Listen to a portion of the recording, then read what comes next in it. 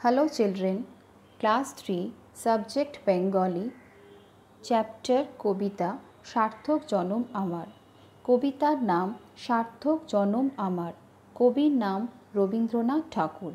কবি শব্দের অর্থ পদ্য লেখক বা যিনি কবিতা লেখেন।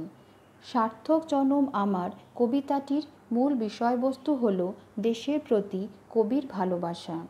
কবিগুরু রবীন্দ্রনাথ ঠাকুর সার্থক জনম আমার কবিতাটির মাধ্যমে দেশের প্রতি নিজের ভালোবাসা বা স্বদেশপ্রীতির ভাব প্রকাশ করেছেন।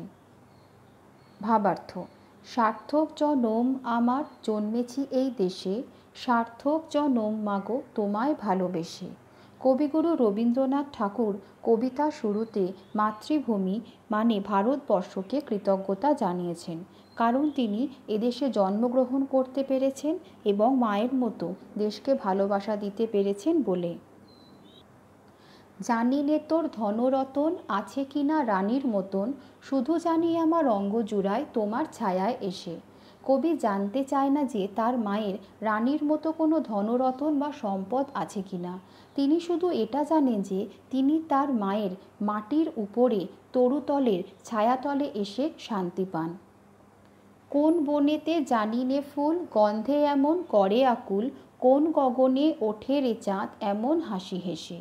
কবি বনের মধ্যে ফুলের সুবাস বা সুগন্ধ আর আকাশে চাঁদের আলো দেখে নিজের মনের আনন্দ প্রকাশ করেছেন। আঁখি মেলে তোমার আলো প্রথম আমার চোখ জুড়ালো, ওই আলোতেই নয়ন রেখে মুদব নয়ন শেষে।